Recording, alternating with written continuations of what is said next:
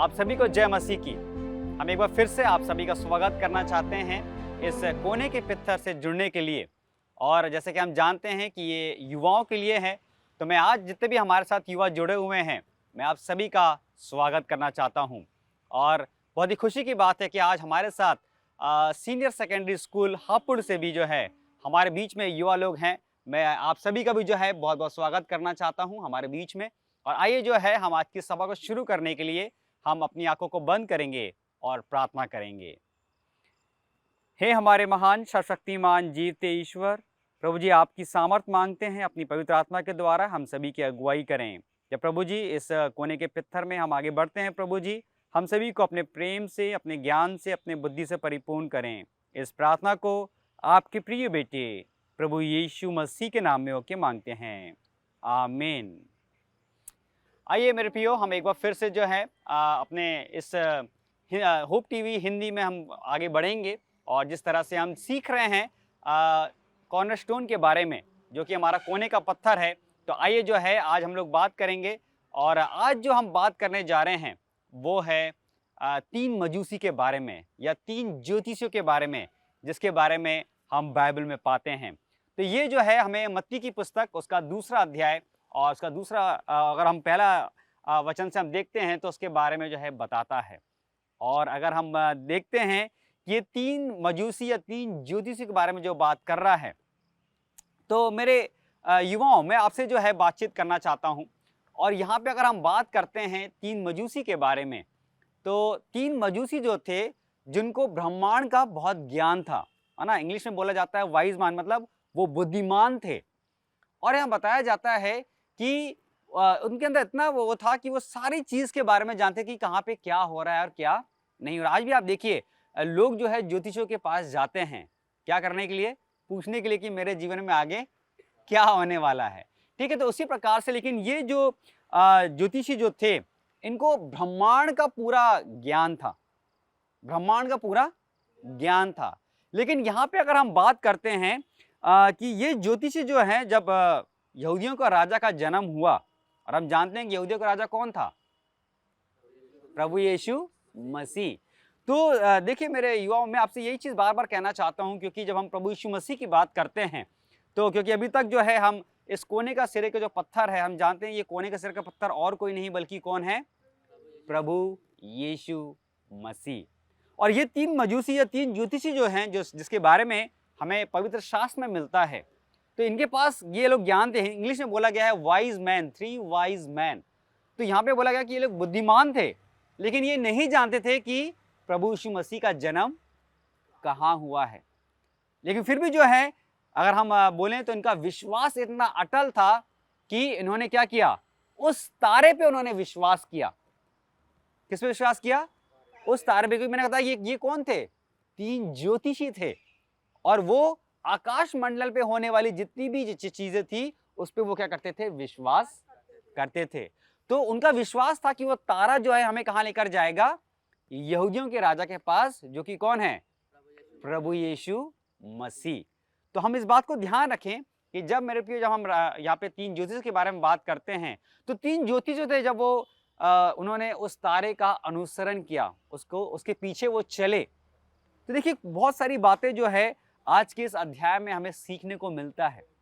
और मैं जो है जो कुछ खास बातें जो है जो मैं आज आपसे शेयर करना चाहता हूं, या आपसे मैं जो है बांटना चाहता हूं, जो कि हमारे अध्याय में हमको मिलता है। तो यहाँ पे हम देखते हैं जब 3 ज्योतिषी, हम जानते हैं वो प्रभु यीशु मसीह के पास में गए, और प्रभु यीशु मसीह का जन्म कहाँ हुआ था? बैतलहम में, है ना। यरूशलेम के बैतलहम में जो है प्रभु यीशु मसीह का जन्म हुआ था। और हम देखते हैं जब ये 3 मजूसी गए थे प्रभु यीशु मसीह से मिलने के लिए, तो वो क्या क्या लेके गए थे? हाँ, 3 चीज हम देखते हैं। 3 मजूसी जो थे तो 3 चीज लेके गए, सोना, मुर और लोबान। और ये सोना, मुर और लोबान जो है आप जानते हैं ये एक चिन्ह है। ये क्या है? एक चिन्ह है। और सोना, अगर हम यहाँ पे अगर हम बात करते हैं, तो ये सोना जो है वो किस चीज को बताता है? सोना किस चीज को बताता है? सोना एक बहुत ही कीमती धातु है। और देखिए यहाँ पे अगर हम सोना की बात करते हैं, तो राजा महाराजाओं जो हैं, जिनका मुकुट जो होता था वो उससे बनाया जाता था। मतलब सोना जो है वो कहाँ पे होता था, सबसे ऊपर में होता था। उसी प्रकार से अगर हम मुर की बात करते हैं तो मुर एक तरह का क्या था, लेप था, है ना। जब इंसान मर जाता है तो उसको उस लेप को क्या किया जाता है, उसके ऊपर लगाया जाता है, जिससे उसकी बॉडी को प्रोटेक्ट किया जाता है ना, ताकि उसकी बॉडी खराब ना। अभी देखिए पुराने समय में जो मम्मी वगैरह होते थे उनके ऊपर जो है वो लेप लगाया, आज भी कई बार हम देखते हैं कि वो लेप लगाया जाता है। और तीसरी चीज क्या है, सोना, मुर और लोबान। तो लोबान जो है वो कहाँ पे इस्तेमाल किया जाता है, हाँ मंदिर में, जहाँ पे और कौन इस्तेमाल करता है, याजक, है ना। तो ये तीन चीज हम देखते हैं बहुत ही खास, जो एक चिन्ह के रूप में उन तीन ज्योतिषियों ने किसको दिया, प्रभु यीशु मसीह को दिया। लेकिन हम देखते हैं क्या वो लोग जब वो जा रहे थे तो वो लोग डायरेक्ट प्रभु यीशु मसीह के पास पहुंच गए थे, नहीं, किसके पास गए थे पहले, वो राजा हेरोदेस के पास में। और उन्होंने क्या बोला था कि यहूदियों का राजा कहाँ है। तो हेरोदेस राजा भी क्या हो गया था, घबरा गया था कि भाई मुझे छोड़ के और ये कौन सा राजा आ गया। ठीक है, तो हम जानते हैं कि फिर हेरोदेस राजा ने क्या किया था, उसने एक आज्ञा निकाली थी कि जितने भी 2 साल से छोटे बच्चे हैं उनको क्या कर दिया जाए, मार दिया जाए।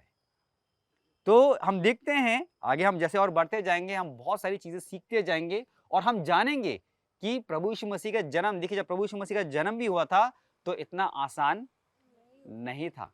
अब तक जो हम सीखते आ रहे हैं, हम देख रहे हैं कि प्रभु यीशु मसीह का जन्म कैसे हुआ, किन परिस्थितियों से, किन चीजों का प्रभु यीशु मसीह ने अपने जीवन में सामना किया। और देखिए बचपन से ही, है ना, क्या कभी आपने भी बचपन से कुछ चीजों का सामना किया, क्या आपके परिवार ने उस चीज का सामना किया जैसे प्रभु यीशु मसीह ने और उनके परिवार ने उस चीज का सामना किया। तो हमें इस बात का ध्यान रखना है कि हमें भी जो है क्या करना है, अगर परेशानी आए, किसी चीज मुसीबत आए तो उसका सामना करना है। तो आइए जो है एक बार फिर से हम आगे बढ़ेंगे और प्रिय दर्शकों कहीं मत जाइएगा, हम मिलते हैं आपसे एक छोटे से ब्रेक के बाद।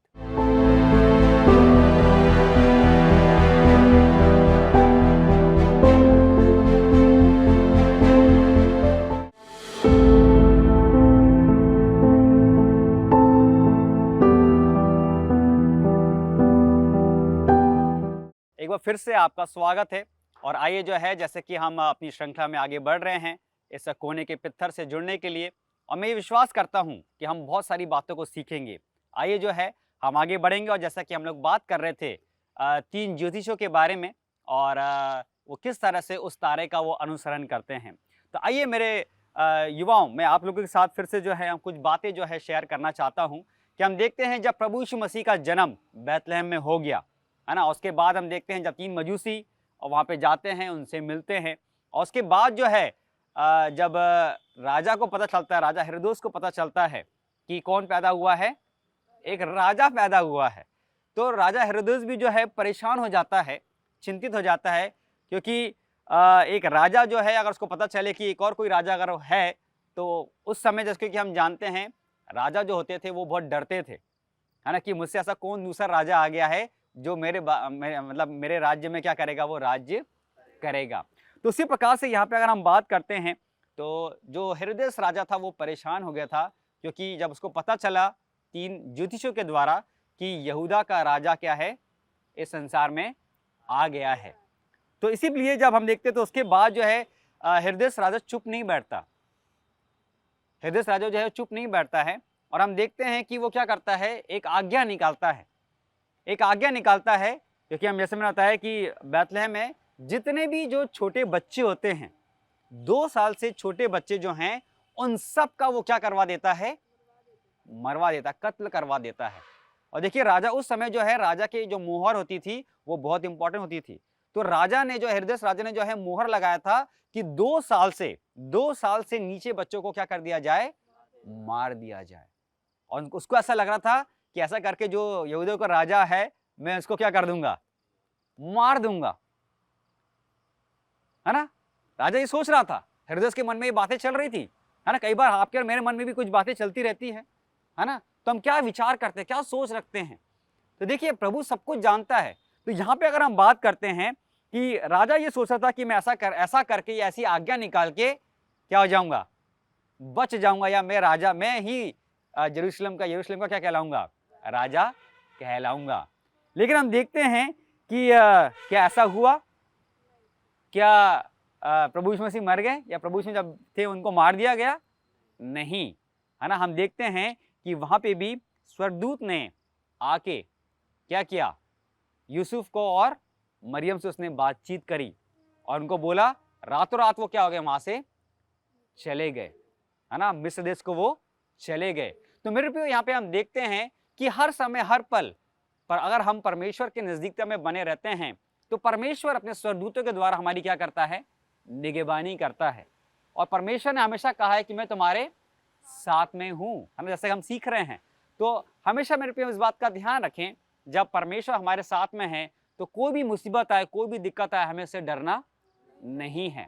हमेशा ध्यान रखें कि कहीं ना कहीं परमेश्वर अपने स्वर्गदूत के द्वारा हमसे बोलेगा और बातचीत करेगा, जिससे जिस तरह से वो यूसुफ और मरियम के द्वारा उसने उनसे बातें की और उनको वहां से निकाल के ले गया। और जैसा कि भविष्यवाणी की गई थी, जैसा बोला गया था कि राजा हेरोदेस को ऐसा लग रहा था कि वो क्या हो जाएगा, जीत जाएगा, है ना। जो बच्चों को जिसने मरवाया था उसका ऐसा लग रहा था कि मैं ही राजा रहूंगा। लेकिन हम जानते हैं जब भविष्यवाणी हुई कि राजा क्या हो गया, हेरोदेस राजा क्या हो गया, मर गया। हेरोदेस राजा क्या हो गया, मर गया। और उसके बाद फिर से जो है वापस यूसुफ और मरियम प्रभु यीशु मसीह को वापस जो है वो बैतलहम में लेकर आके हैं और वापस से प्रभु यीशु मसीह धीरे धीरे क्या होने लगते हैं, वहाँ पे बढ़ने रखते हैं। तो यहाँ पे अगर मेरे प्रिय हम बात करते हैं तो ये 3 मजूसी लोग जो थे या 3 ज्योतिषी लोग जो थे, है ना, हम देखते हैं कि ये क्या थे, उन्होंने किसका अनुसरण किया, उस तारे का अनुसरण किया। उनके पास बुद्धि था, उनके पास ज्ञान था, है ना, वो ज्योतिषियों की बोलना चाहिए अच्छा नॉलेज रखते थे, अच्छा उनके पास बुद्धि थी, ज्ञान था। लेकिन फिर भी हम देखते हैं कि वो यहूदियों का राजा प्रभु यीशु मसीह के बारे में नहीं जानते थे कि वो कहाँ जन्मा है। तो ये आज मेरे प्रियो, अगर आज हम युवा हैं, कई बार हमारे मन में भी विचार आते हैं कि मेरे अंदर बहुत अच्छे गुण हैं, मैं बहुत अच्छा हूँ, या पढ़ाई लिखाई में मैं बहुत अच्छा करता हूँ, मैं बाइबल की बहुत ज़्यादा नॉलेज रखता हूँ। लेकिन मेरे पे हमें ध्यान रखना है, जब तक परमेश्वर की सामर्थ मेरे जीवन में नहीं है, अगर प्रभु यीशु मसीह मेरे जीवन में नहीं है, जैसे ज्योतिषियों के जीवन में जब तक वो प्रभु यीशु मसीह से नहीं मिले, उन्हें वो मन की शांति नहीं मिली। तो आज अगर मेरे अंदर हर एक टैलेंट है, सब कुछ मैं पूरे से भरा हूं, अगर मेरे पास हर एक प्रकार का दान है, अगर मेरा दिल दिमाग बहुत अच्छा है, लेकिन अगर प्रभु यीशु मसीह मेरे जीवन में नहीं है तो मेरा जीवन कैसा है, अधूरा है। मेरा जीवन कैसा है, अधूरा है। तो मेरे युवाओं में आज आपको ये चीज बताना चाहता हूं कि यहाँ हमें देखने की जरूरत है कि किस तरह से आज इस अध्याय में भी हमें सिखाया जा रहा है कि हमें ज्यादा से ज्यादा समय जो है प्रभु यीशु मसीह में अपना ध्यान लगाने की जरूरत है, क्योंकि प्रभु यीशु मसीह के द्वारा ही जो है हम क्या करेंगे, उस उद्धार को पाएंगे, क्योंकि हम जानते हैं हमारा उद्धारकर्ता इस संसार में पैदा हुआ था। तो उसी प्रकार से यहाँ पे हम देखते हैं जो 3 ज्योतिषियों के बारे में बात कर रहे हैं, जैसे मैंने आपको बताया शुरू में, उन्होंने 3 चीज जो है प्रभु यीशु मसीह को दी, है ना। पहला सोना, दूसरा मुर और तीसरा लोबान। और यहाँ पे हम देखते हैं कि ये तीनों चीजों के द्वारा परमेश्वर उनको बताना चाहता था। यहाँ पे मैंने बताया कि एक चिन्ह के रूप में परमेश्वर ने उनको दिया, है ना। 3 ज्योतिषियों ने प्रभु यीशु मसीह को दिया। और हम जानते हैं सोना किसको दिया जाता है, जैसे हम देखते हैं राजा की जो है सिर का मुकुट जो होता है वो सोने का होता है। तो प्रभु यीशु मसीह हम सबका क्या है, राजा है। तो हम सबका नहीं, इस पूरे ब्रह्मांड का क्या है, राजा है ना। और अगर मैंने बताया मुर की हम बात करते हैं तो वो एक तरह का लेप होता है। तो प्रभु यीशु मसीह संसार में एक उद्देश्य के लिए आए थे, एक लक्ष्य को पूरा करने के लिए आए थे। आज मेरे प्रियो, आज आपका और मेरा लक्ष्य क्या है, आज हम किस उद्देश्य को जीवन में पूरा कर रहे हैं, जिस तरह से प्रभु यीशु मसीह ने किया, तो हम ध्यान रखें। और तीसरा अगर बात करता है कि सोना, मुर और लोबान, तो लोबान जो है, अब हमने बात की था कि वो मंदिर में जो है इसका इस्तेमाल किया जाता है। और मंदिर में करके हम देखते हैं कौन उसका इस्तेमाल करता है, याजक। तो हम देखते हैं कि प्रभु यीशु मसीह ना कि सिर्फ हमारा राजा है, ना कि सिर्फ हमारे लिए उसने अपनी जान दी, बल्कि तीसरी चीज क्या है, वो हमारा याजक है ना। और याजक का काम क्या होता है, याजक क्या करता है मंदिर में, याजक का काम क्या करता है, प्रार्थना करता है।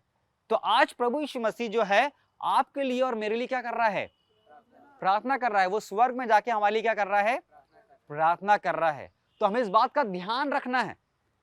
तो ये सारी बातें जो यहाँ पे हुई है, जिस इस कहानी के द्वारा जो हमने सीखा है, आइए जब हम प्रश्न उत्तर में जाएंगे तो मैं विश्वास करता हूँ कि आपने बहुत अच्छी तरह से इसको सीखा होगा। तो आइए जब हम प्रश्न उत्तर में जाएंगे तो मेरे युवा आप कहीं मत जाइए। आइए जो है हम लोग मिलते हैं एक छोटे से ब्रेक के बाद।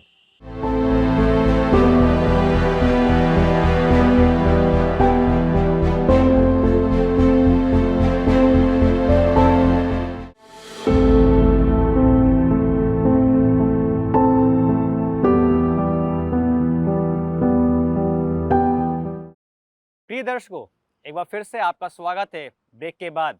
और आइए जैसा कि हम बात कर रहे हैं अपने कोने के सिरे पत्थर में, और मैं आप सभी युवाओं का एक बार फिर से स्वागत करना चाहता हूं। आइए जो है हम अपनी चर्चा को आगे बढ़ाएंगे।